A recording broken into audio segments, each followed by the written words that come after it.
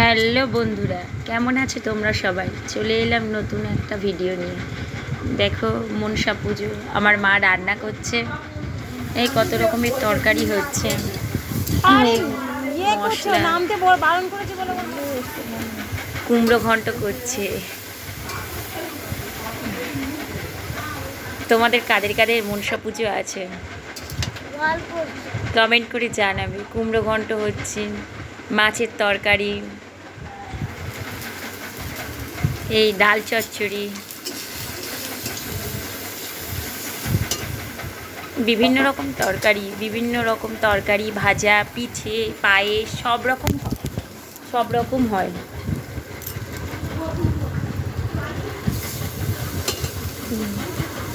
আমার অনেক সারা রাত জেগে রান্না করতে হয় এইগুলো। আমাদের খুব মজা হয়, আমরা খুব আনন্দও করি।